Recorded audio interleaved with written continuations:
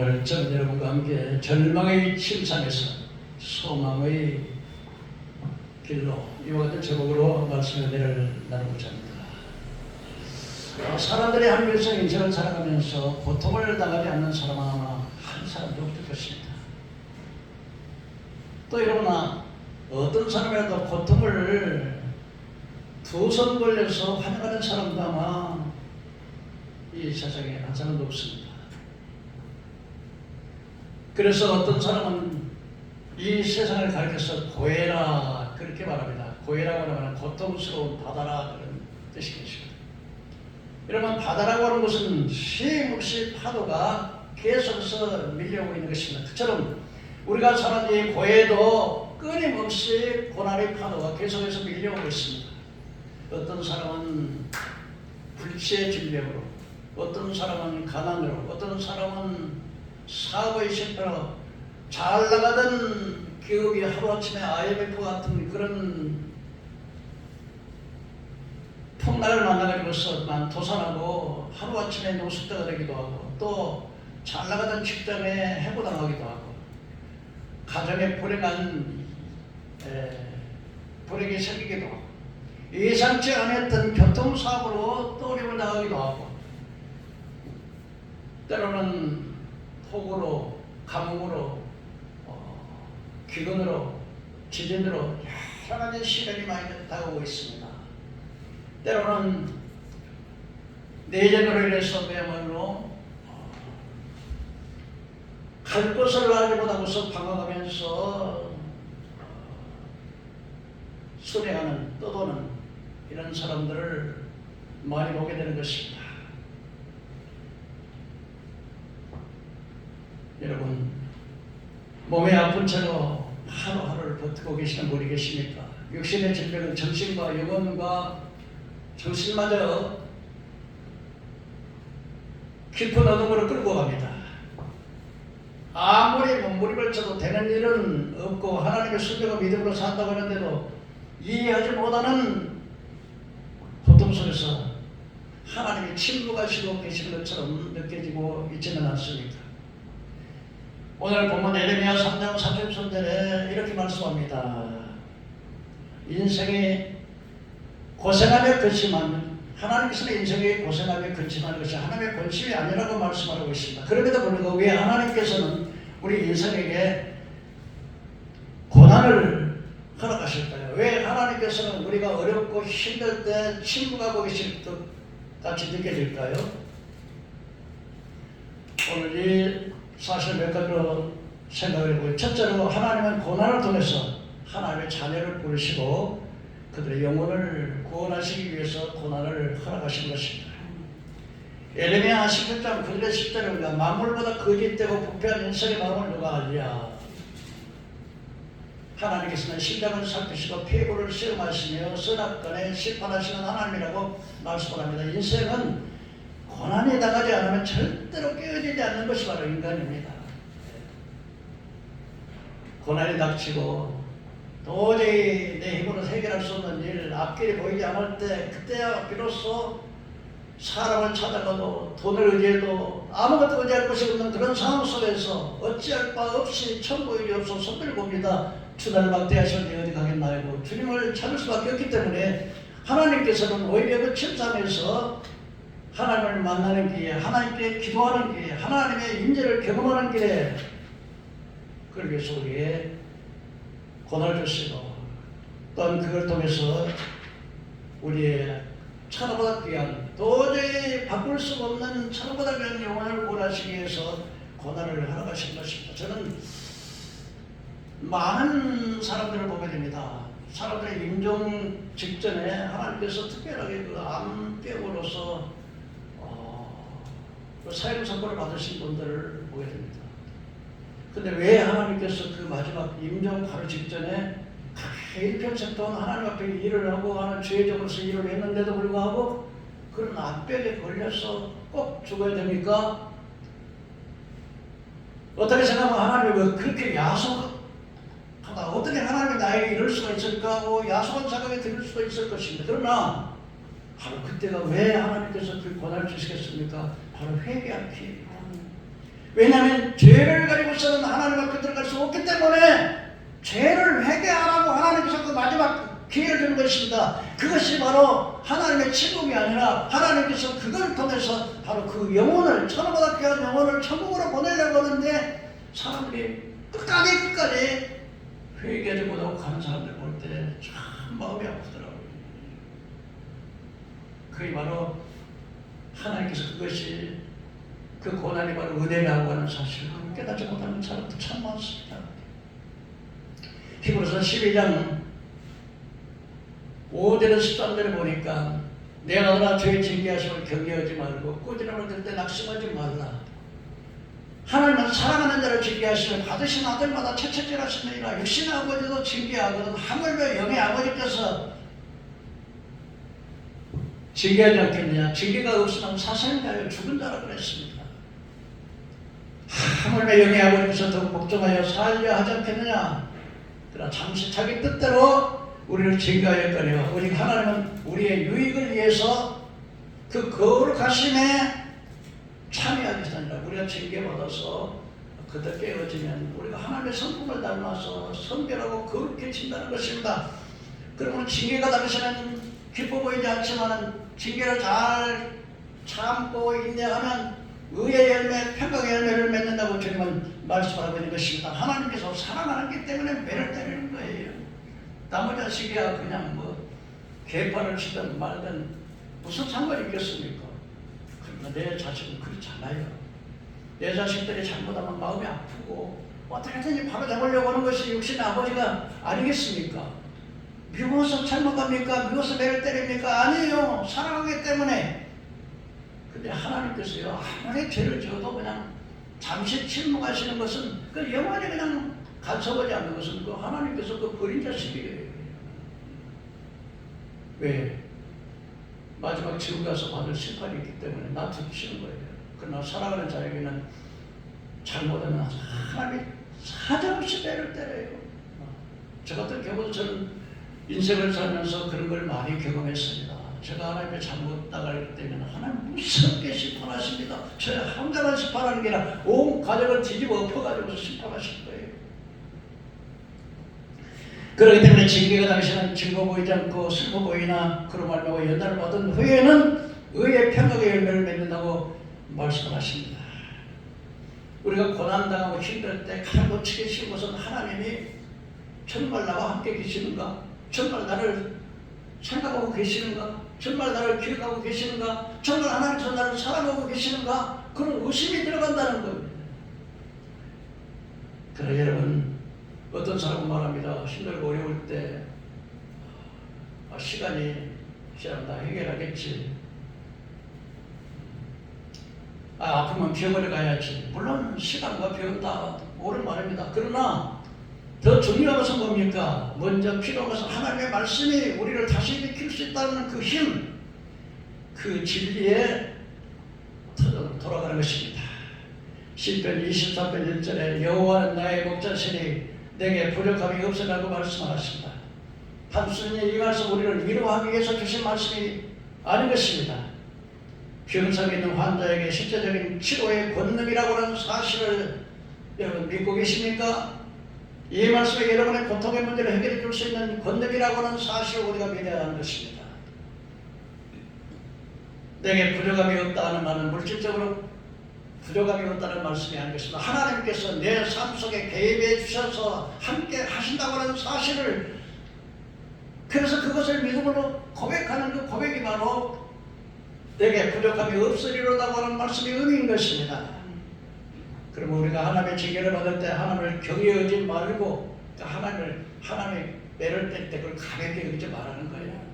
그리고 또 하나님 매를 때리면 낙심한다는 거야. 그러니까 하나님께서 징계받을 때 두 가지를 기억했는데 하나님을 경외하지 말고 두려워하고 또 하나는 그걸 하나님은 나를 사랑하지 않는다 그러고 낙심하지 말라는 거예요. 히브리서 4장 11절에 하나님의 말씀은 살았고 원동력에 있었던 좌우의 날선 것보다 예리해서 우리 영과 혼과 관절과 골수를 쪼갠다 그랬습니다. 이 말씀은 내 안에서 불안과 절망을 쪼개고 다시 일어날 수 있는 소망을 심어주기 때문인 것입니다. 질병의 문제로 고통을 받는 시간은 하나님 앞에 무릎 꿇는 시간입니다. 요한일서 1장 9절에 우리가 죄를 자백하면 저는 미쁘시고 의로우사 모든 불의에서 우리를 깨끗하게 하실 것이요 만일 죄 없다면 이는 하나님을 거짓말하는 자로서 하나님의 말씀이 거리 없다고 말씀하고 있습니다. 시편 34편 18절에 여호와는 마음이 상한 자를 가까이 하시고 중심이 통회하는 자를 구원하신다는 것입니다. 여러분, 우리가 힘들고 어려울 때 정말 회개하는 마음으로, 통회하는 마음으로, 내가 하나님 앞에 정말 주님 뜻대로 살지 못했구나 그러면서 자기 오히려 죄를 슬퍼하는 그 마음을 하나님께서 귀하게 보신다는 거예요. 질병의 고통의 시간이 너무 길어질 때 우리는 하나님의 계획을 의심하고 기도의 응답을 포기하고 싶어지는 것입니다. 그러나 여러분, 기억해야 됩니다.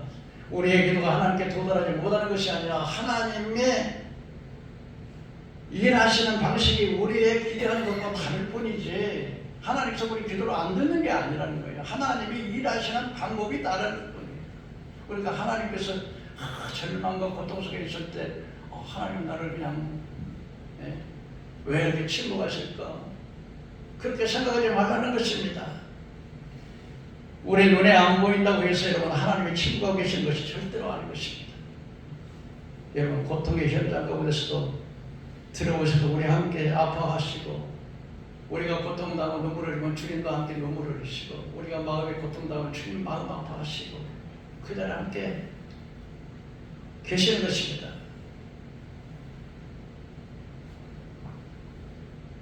당신은 여러분 침묵의 가장 무거운 장돌처럼 느껴진 적이 있습니까?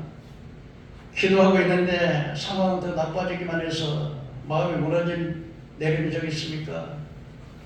하나님은 나의 기도를 듣지 아니하시는 것이 아니라고 하는 사실을 알아야 됩니다. 하나님께서는 당신의 고통 속에서 회개하고 기도하고 하나님을 향한 믿음으로 당신의 구원, 육신보다 더 중요한 영혼을 구원하시기 위함이라고 하는 사실을 믿으시길 바랍니다. 위대한 신학자 칼빈은 그랬습니다. 하나님께서 고통을 통해서 하나님의 백성을 부르신다고 말을 했습니다. 정말 그 위대한 말인 것 같습니다. 둘째로 여러분, 질병과 가지가지 고통은 우리를 온전하게 하십니다. 강남 제일병원 원장 이야기를 좀 해보겠습니다. 1960년도 서울 인왕산 자락에는 쉐이크한 초가집들이 다닥다닥 붙어서 가난이 찌드는 사람들이 그날 목숨을 이어가고 있는 그런 지역이 있었습니다. 이 빈천의구의 길가에 뒷마루 앞에서 찜솥을 걸어놓고 만두를 구워서 파는 만두 가게가 있었습니다. 어쩌면 그 만두를 솥뚜껑 위에다가 이렇게 얹어놓고 만두 속을 만들고 만두 피를 만들어서 손님들에게 만두를 혼자서 팔고 있는 만두 가게, 옛날에 그 아주머니는 아줌매라 그러잖아요. 아줌매가 있었습니다. 입동이 지나는 날씨가 제법 쌀쌀해졌습니다. 근데 하루도 빠짐없이 매일같이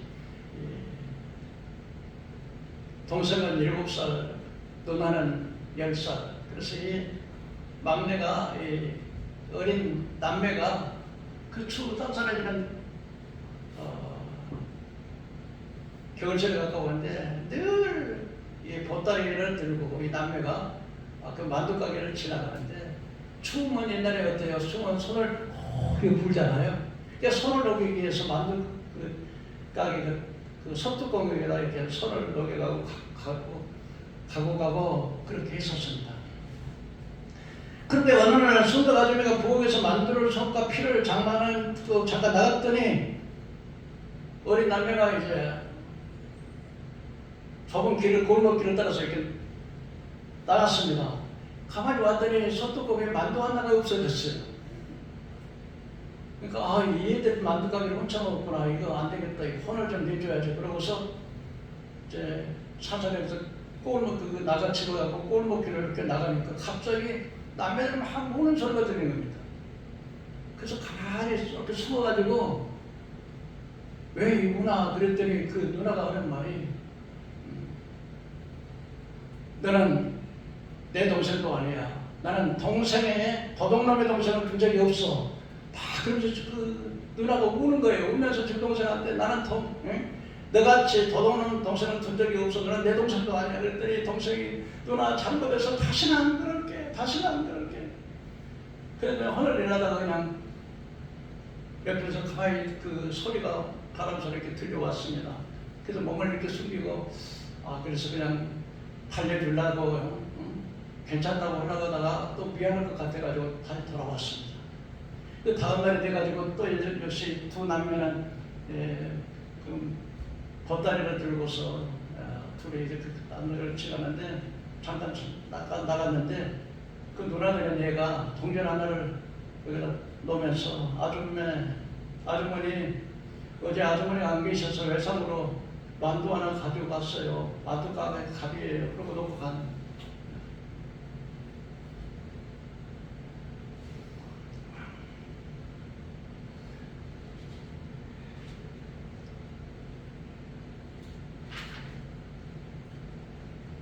그런데 어느 날 보따리를 들고 또 올라가는데 손을 안 녹이고 지나가길래 수덕 아줌마가 남매를 불렀습니다. 얘들아, 속 터진 만두가 있으니까 이거 먹고 가. 속 터져서 이거 팔 수가 없으니까 너희들 먹고 가야 우리 셋이 같이 먹자. 그랬더니 그 누나되는 애가 미소를 지으면서 아주머니 고마워요. 그렇지만 집에 가서 저녁 먹을래요. 그러고는 자기 동생 손을, 동생은 또 먹고 싶죠. 손을 끌고 가면서 하는 말이, 야, 이 자식아, 자꾸 얻어먹어 버렸다면 진짜 거지대, 진짜 거지대. 그러고 손을 끌고 가더라는 거예요. 바람소리 가만히 그 소리가 들리더라는 겁니다. 나지막한 목소리로. 뒀다. 그 다음날 이제 매일매일 그냥 하루에 한 번씩 그 가게를 지나가는 거예요. 그래서 더 궁금해진 그 순덕 아주머니는 이리저리 물어가지고 그 남매 집 사정을 좀 알아봐야 되겠다 해가지고서 얼마 전 이거 서촌으로 거의 그 할머니가 이제 눈이 잘 안 보일 정도로 그래서 그 할머니하고 그 어린 두 남매하고 이렇게 셋이 그 지역으로 이사를 왔다는 거예요. 그래서 아주 그 이사는 아주 가난 속에서 살고 하는데, 근데 그 할머니가 솜씨가 좋아가지고 바느질을 이렇게 해가지고 남대문 시장에다가 옷감을 맡아가지고 바느질을 해서 보내면 그 남매들이 그걸 갖다 주고 또 예비감을 받아오고 그래 그가 남매가 왔다리 갔다리 이렇게 하는 거예요. 그래 알아봤더니 근데 인왕산 자락 근처에 매서운 겨울이 찾아왔습니다. 남동생이 만두 하나 훔쳐먹은 이후로는 아예 그걸 갖다 지나가서 손을 녹이는 것이 아니라 그 대형은 땅만 바라보고 아예 외면을 하고 그냥 지나가요.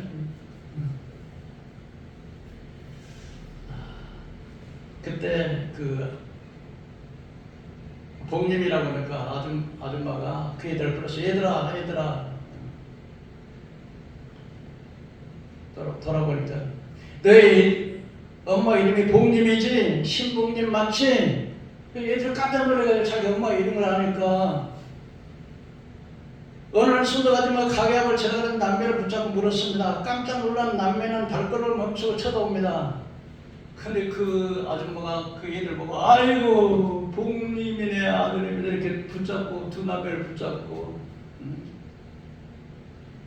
너희 엄마하고 나하고는 아주 둘도 없는 친구였어. 근데 내가 가난하고 어려울 때 너희 엄마는 잘 살았는데 근데 왜 이렇게 됐냐면은 이제 그 남매의 그 복님이라고 하는 여자가 그 막내 일을 낳다가 돌아가시고 아버지도 돌아가셨다는 걸 잘 살았는데 근데 그 이야기를 했대요. 네가 잘 살았을 때 우리가 아주 힘들고 어려웠을 때 너가 엄마가 인정이 많아가지고 쌀도 갖다 주고 또 콩도 막 자루로 갖다 주고 그랬어. 막 그 이야기를 했대요.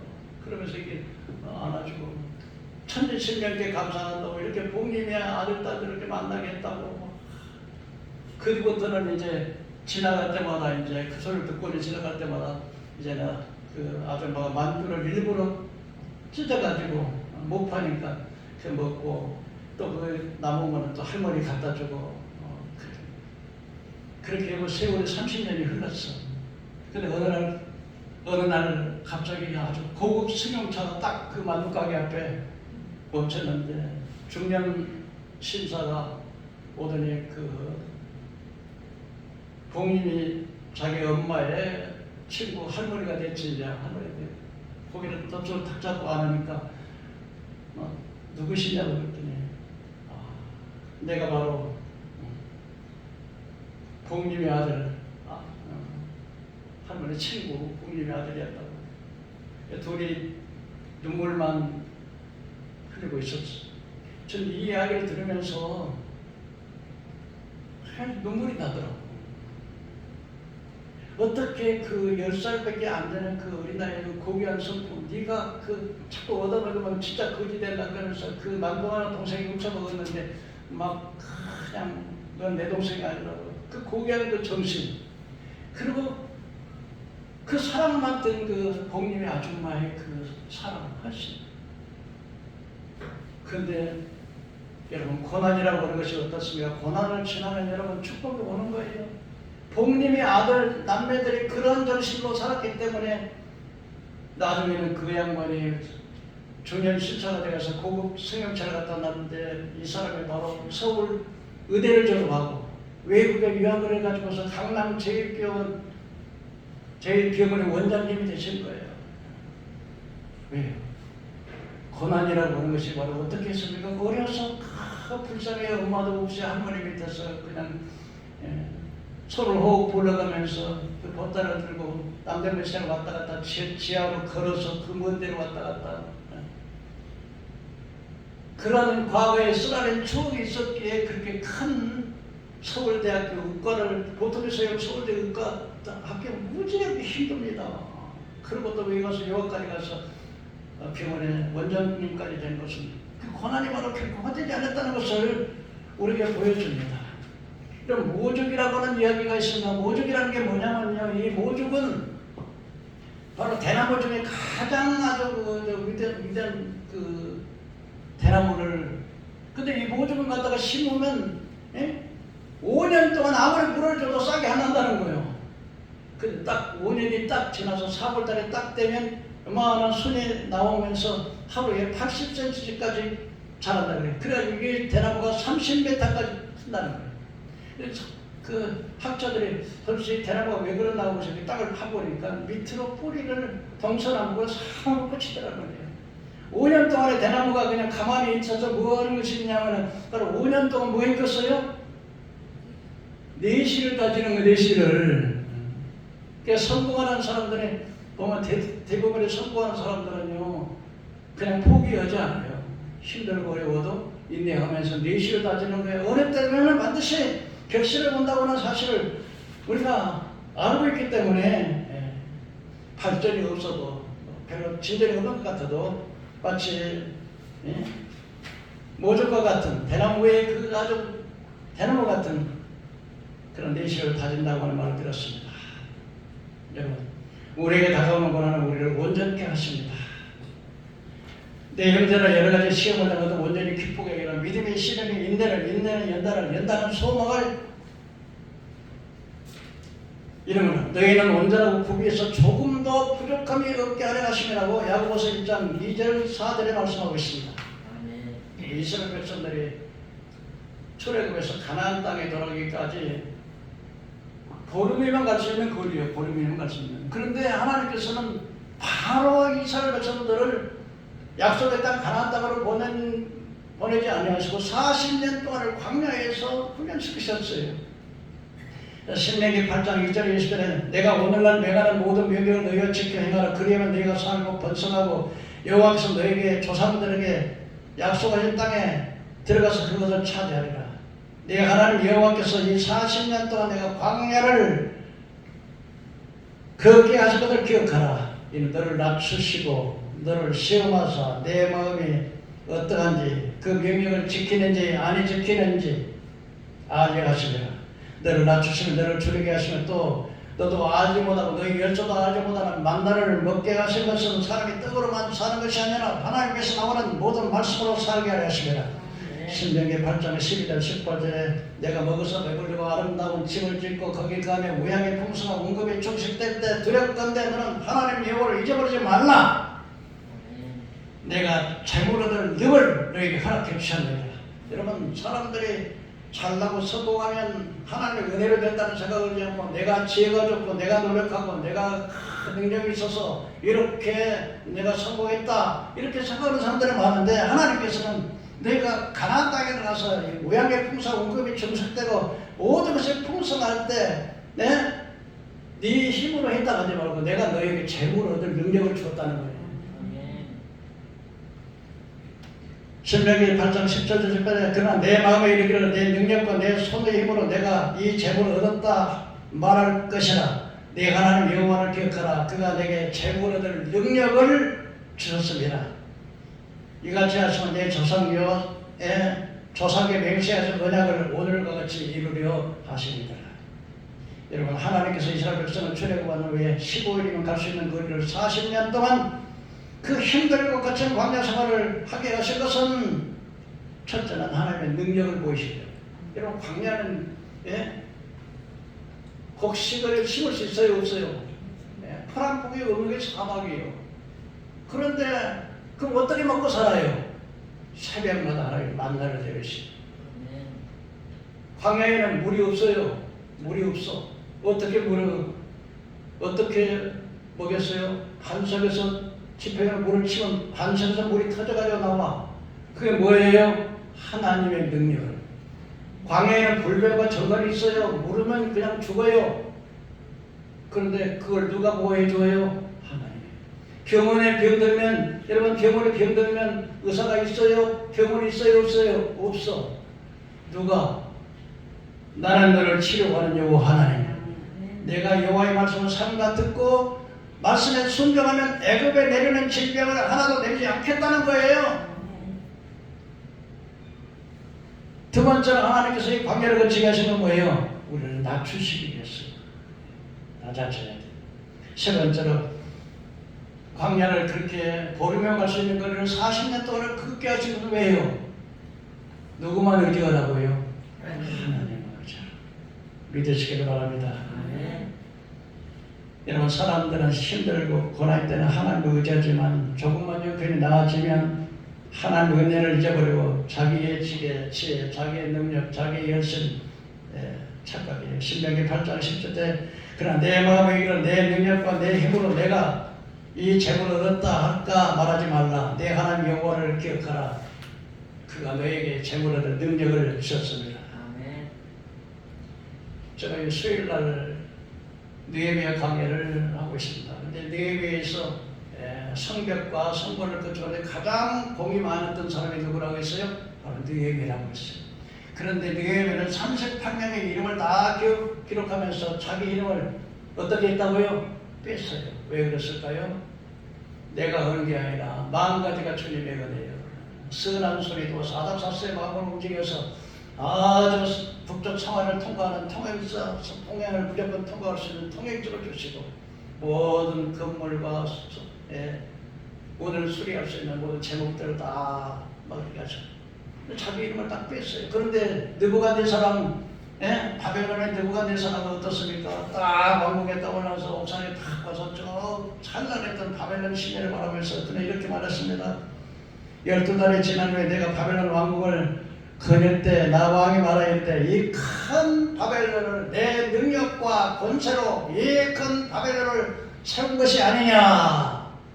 그렇게 말할 때 그 말이 입에 떨어지기도 전에 하나님께서 말씀했습니다. 소리 있어 이르되 느부갓네살아 내가 내게 말하노니 나라의 왕위가 내게서 떠났느니라.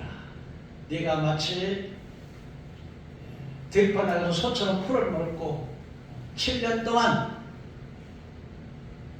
그 몸이 이슬해졌고 네 머리털은 독수리 독수리가 자기고 네 발톱과 손톱이 독수리 발톱까지 낼 때 지극히 높은 자가 인간 나를 다스리며 그것을 자기에게 주는 것은 누구에게도 자기 뜻에 맞는 자를 주는 것을 아리아리 하시기까지 그래. 7년 동안 여러분 즉석에서 그런 이 머리가 돌아가지고 미치광이가 되니까 왕국에서 쫓겨났어요. 그러나 하나님께서는 그걸 죽이지는 못하게 하시고 7년 동안 쫓겨나가지고 풀도 뜯어먹고 소처럼. 그러니까 뭐 목욕을 합니까 뭐든가 머리는 막 독수리처럼 질고 손톱은 막 독수리. 그때 하나님께서 7년이 딱 되니까 사람의 마음을 정신을 온전하게 하니까 정신을 치료해 주니까 내가 잘난 것이 아니라 하나님께 그 자리에 세워주었구나. 그래서 그 하나님은 하나님을 찬양하고 그는 영원한 것이요 그의 능력은 영원한 것이요 그 나라는 대대이라고 하나님을 찬양하는 모습을 보게 됩니다. 여러분 요셉이가 억울하게 노예로 팔리고 감옥에 가서 억울하게 했을 때도 하나님은 그 자리에 떠나지 않고 요셉과 함께 하셨습니다. 다윗도 사울의 죽이려고 하는 그 사울을 피해서 동굴에게 숨어서 어떤 데는 3,000년 이상 계속해서 다윗을 쫓았지만은 그러나 그들은 하나님을 잊어버리지 않았습니다. 하나님을 신뢰했습니다. 하나님은 반드시 나를 위대한 일을 하게 하실 것이다. 하나님은 반드시 나를 왕으로 세워주실 것이다. 하나님의 신뢰하는 믿음을 잃어버리지 않고 결국 그 어려운 중에도 하나님을 잊어버리지 않고 결국 누구만 의지해요? 하나님만 의지했더니 때가 되니 어떻게 해요? 하나님의 그 뜻을 이루어준 걸 믿으시길 바랍니다. 이사야 55장 11절 내 입에서 나가는 말도 헛되이 내게로 돌아오지 아니하고 나의 기뻐하는 뜻을 이루어 내가 보낸 일에 형통하게 하리라고 말씀하십니다. 고린도후서 4장 10절에 겉사람은 후패하나 속사람은 나로 새로워진다 그랬습니다. 시편 147편 3절에 상한 자를 고치시며 그의 상처를 싸매도다. 믿음의 삶을 살아온 사람일수록 그 고통의 그 연단은 주십니다. 그러나 우리가 그 연단에 하나님의 뜻을 알고 순종하며 살아갈 때 하나님께서는 내 때가 되면 그 일을 이루어 주신 것입니다. 하나님께서는 고난의 때를 하나님을 의지하는 한 가지 사실을 가르쳐 줍니다. 이것이 바로 하나님의 훈련이요 깊은 은혜인 것입니다. 어떤 사람이 기도하다가 환상을 봤습니다. 그런데 주님과 자기가 두 사람이 걸어가는데 사막에 걸어가면 사막에는 모래밭입니까? 발자국이 나지 않습니까? 그때 그 환상 중에서 주님께 물어서 주님 내가 반드시 주님과 같이 가는데 발자국이 두 사람이 걸어가면 발자국 중에 몇 개가 나야 돼요? 두 사람이 걸어가서 발자국이 몇 개 나야 돼? 4개. 4개 나야 되잖아. 그래서 주님 왜 발자국이 2개밖에 없습니까? 그랬더니 주님이 하시는 말씀이 너무 위험하니까 내가 너를 안고 가네. 여러분 위험하고 힘들 때 누가요? 주님과 같이 걸어갈 때 내가 도저히 나 혼자서 같이 가서 걸어가지 못할 그 길을 누가 같이 안아줘요? 주님이 안고 가시네. 욥이 말했습니다. 욥이 수많은 순전하고 정죄하고 하나님의 경외 왕에서 떠난 자였지만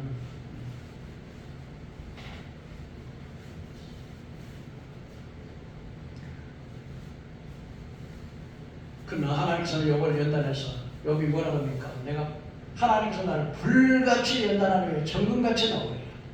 믿으시길 바랍니다. 그리고 나중에 욥이 뭐라 그럴까? 내가 눈으로 눈을 귀로 듣기만 했더니 내가 눈으로 보나이다. 하나님께서 욥에 회전 축복 주신 줄로 믿습니다. 야곱이가 팥죽하고는 자기 장자권을 팔고 자기 쌍둥이로 태어나는데 단 몇 분 차이에 동생으로 태어났습니다. 이스라엘 백성들은 장자에게는 장자권이 있어요. 축복권이 있었는데 그게 억울해가지고는 근데 에서는 아주 남성적인 성격에서 사냥도 하고 막 이렇게 해오는 참. 근데 야곱에는 그 여성적인 어머니하고 이렇게 가까이 오고 어머니 여기도 오고. 근데 하루는 에서가 이제 근데 이 에서는 아버지가 사랑해. 그냥 사랑에다가 고기를 해가지고 요리를 해주니까. 근데 엄마는 야곱을 더 사랑해. 근데 하루는 에서가 사냥을 해가지고 왔는데 아주 팥죽을 맛있게 볼볼 끓으니까 에서가 말했습니다. 야, 그 팥죽 좀 달라 그랬더니 야곱이 가는 말이 형 그거 장약을 내게 팔아. 장약을 팔아. 그럼 이제 에서가 생각 없는 에서가 뭐라고 하냐. 아이고 내가 지금 배고파 죽겠는데 지금 장약거리 뭐냐고 그래서 팔아버렸어. 근데 아버지가 돌아가실 때가 되면 눈이 어두워지셨어. 근데 돌아가실 때가 돼가지고서 에서에게 오느냐. 에서야 내가 가서 요리를 가서 사냥을 해가지고 요리를 해서 가져와라. 내가 먹고 너를 마음껏 축복하리라. 이 말을 엄마가 들었어. 에서가 이제 사냥을 갔어. 근데 사냥을 갔는데 야곱에게 가가지고 내가 필요 없다. 근데 그 형이 아버지가 지금 마지막에서 요리를 가지고 마지막 잡수시고 축복한다 그러니까 네가 빨리 가서 내가 시킨 대로 저 외양간에 가서 양 한 마리 데리고 와. 그럼 양을 잡아가지고는 이제는 그러니까 이제 아버지가 눈이 어두우니까 여기다가 에서는 털이 많으니까 여기다 털을 쌌지. 목에도 이렇게 털을 갖다가 싸고 그래가지고 요리를 가지고서 가자 아버지한테 갔다. 아버지께서 야곱아 아버지 내가 그 요리를 해가지고 왔습니다. 이걸 잡수시면 내게 마음껏 축복해 주세요. 그랬더니 에서가 눈은 안 보이지만 목소리 아니 네가 분명히 에서가 맞냐? 예 제가 에서가 맞아요. 그 이리 와봐라. 손을 만져 털이 있거든. 또 이 목을 만져보니까 또 목이 있어. 이상하다. 그 목소리는 야곱의 목소리인데 몸은 에서의 몸이로구나. 그리고 축복을 막 드려버렸어. 그런 축복을 몽땅 다 받아버렸는데 이제 에서가 이제 양을 잡아가지고 요리를 해갖고 왔더니 아버지가 자기 깜짝 놀래가지고 아니 방금 왔던 애 그래가지고 그 동생이 자기 형의 축복을 다 받아버렸어. 그 에서가 내게도 축복하십시오 했더니 내게 너는 빌 축복이 없다. 내가 네 동생 야곱에게 몽땅 축복을 다 빌어버렸으니까 넌 내게 축복을 다 받을 거이 없다 그랬더니 그래도 일어났는데 그랬더니 너는 칼을 위해서 살 것이다. 화가 나죠. 뭐해서 이남 우리 아버지 고갈 때가 오는데 너는 내가 다 죽인다 그랬더니 도망갔어. 20년 동안 그냥 외삼촌 나발의 집에 가서 외삼촌 딸 나이를 사랑하니까 7년 동안 또 뭐 조건을 해가지고 네가 7년 무슨 살면 내가 네 딸 준다 그러니까 또 7년 살았어. 근데 결혼해가지고 이스라엘 나라는요 그냥 이거 보고도 괴롭이야. 밤에 그냥 몰라 밤중에 결혼하니까 잠자고 또 깨보니까는 아니 자기가 사랑했던 나일이 아니라 언니 내하예요. 내하는 안면도 안 좋고 더 이쁘지도 않았나 봐요.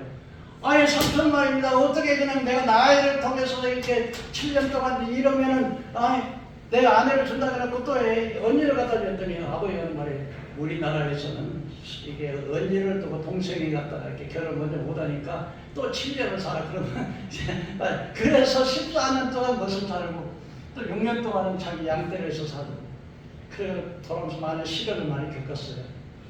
들어와서 애굽의 왕 바로가 물었습니다. 당신 나이가 몇 살입니까? 그랬더니 내 나이 10조에 내 나이 130이지만 10조의 나이에 미치지 못한 내가 험악한 세월을 살았다. 하나님께서 야곱이가 이렇게 약속하니까 하나님께서 연단을 시키는 거예요. 근데 하나님께서 이사야 40장에 보면 이렇게 말씀하시네요. 야곱아 두려워하지 말라. 내가 너와 함께고 너를 구속하리라 하면서 내가 너를 지렁이 같은 너 야곱아 얼마나 깨트렸느니 지렁이는 눈도 없고 코도 없잖아. 하나님 박고 밟아가지고 그렇게 깨트렸어. 근데 하나님이 지렁이 같은 너를 날카로운 타작기계로 만들어서 저 산을 무너뜨리고 바위를 깨트리는 능력의 점으로 만들어주겠다. 여러분 야곱이를 통해서 다윗이 태어나고 또 예수님이 태어나지 않습니까? 그래서 하나님 이렇게 깨트리신다고는 사실을 봅니다. 요셉도 그랬습니다. 얼마나 연단 많이 받았습니까? 그런데 형들이 요셉이를 그냥 미워해가지고 그냥 구덩이다 빠뜨리고 다니 노예로 팔아버리고 또 감옥에 가지고 고생을 진짜 많이 했어요. 요셉이는 고생을 한 10년 정도 한 것 같아요. 그 애굽의 국무총리가 됐는데 그때 형들이 자기 아버지가 돌아가시고 난 다음에 형들이 요셉이 복수하겠구나 원수가 들어서 막 요셉이 와가지고 막 우리는 당신의 종이라고 막 그때 요셉이 이렇게 말합니다. 창세기 50장 19절에 요셉이 그들에게 두려워하지 마소서 내가 하나님을 대신하오니까 당신들은 나를 해야 되겠지만 하나님은 그를 선으로 바꾸사 오늘과 같이 만민의 생명을 구원하셨나니 당신은 두려워하지 마소서 내가 당신들과 당신들의 자녀들을 길을 인도하고 그들을 강력하게 이루겠다 했습니다. 요셉이는 그 고난의 세월을 지나면서 뭘 느꼈습니까? 이 고난이 바로 하나님의 선이었구나. 내 가족을 살리고 마음 백성을 살리려고 하는 하나님의 선이라고 하는 사실을 깨달았던 것입니다. 다윗은 어떻습니까? 10년 동안 다윗은 고난을 당했습니다. 다윗이 사울에게 쫓길 때 다윗은 목동으로서 그 왕의 기름을 부었어요. 근데 바로 왕이 되지 않냐고요. 근데 다윗이 이제 그 사울에게 쫓겼을 때 세상 빚진 사람들, 그다음에 세상에서 슬프고 고난당하고 억울한 사람들이 전부 다윗에게 다 모였어요. 근데 그 사람이 헤브론에서 다윗이 유다의 왕이 되었을 때 그 사람들이 다 다윗으로 뒷바라지를 하고 왕이 되도록 했고 이스라엘 사울 가문이 망하고 이스라엘에 거주했을 때 이스라엘에서 33년 동안 왕으로 통해서 40년 동안 통치를 했었을 때도 하나님께서는 그냥 이렇게 왕을 삼지 않고 그 10년이라고 하는 세월들에게 다윗은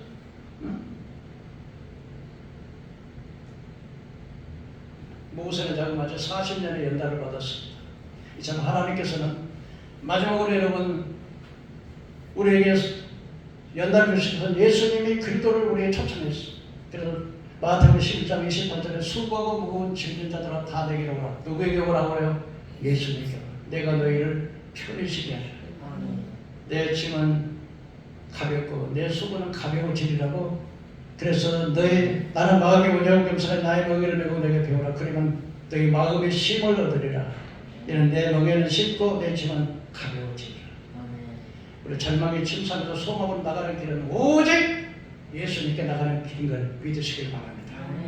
죄의 문제, 질병의 문제, 가난의 문제, 가정의 문제, 자녀의 문제, 그리고 영생의 문제, 정신적인 문제, 영적인 문제, 이 모든 수고 무거운 짐을 가지고 내게 오라는 겁니다. 주님께서.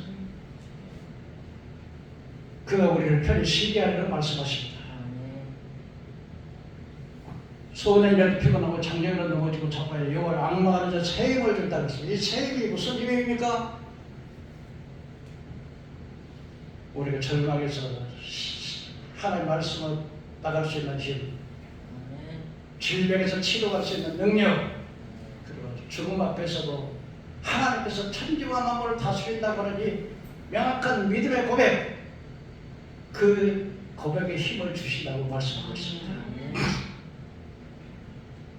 요한복음 5장 24절에 내가 진실로 진실로 너희에게 이르노니 내 말을 듣고 나 보내신 이를 믿는 자를 영생을 얻고 심판에 이르지 않고 사망에서 생명으로 옮겼다고 말했었습니다. 예수님께 나가는 자, 아버지께 내게 주시는 자에게는 내게로 올 것이요 내게 오는 자는 결코 내어 쫓지 아니한다고 말씀을 하셨습니다. 결론적으로 말씀드렸습니다.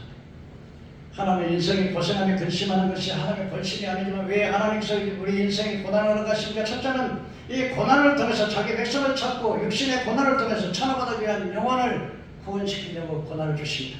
두 번째로 하나님께서 왜 우리에게 고난을 주십니까? 우리를 깨트려 육신을 깨트려서 영적인 사람, 아버지가 거룩하니 너희도 거룩하게 하라고 하신 거룩하고 흠이 없는 완전한 사람으로 만드시기 위함이 것입니다.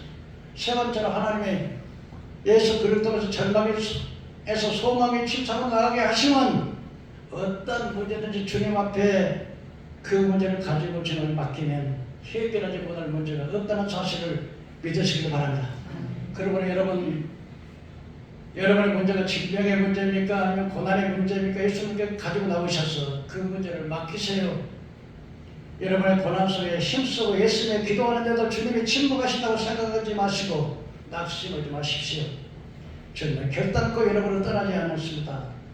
주님은 그 고난을 통해서 당신의 영혼을 구원시키기 위해서 더 온전한 사람을 만들기 위해서 그 문제로 당신을 고민하지 마시고 주님 앞에 수고하고 무거운 짐을 가지고 내려오시면 그 고난은 나를 낮추시고 오직 주님께 나아가게 하실 때 하나님의 놀라운 은혜가 여러분 이루어진다는 사실을 믿으시기를 주의 이름으로 축원합니다. 아멘. 기도하십시오.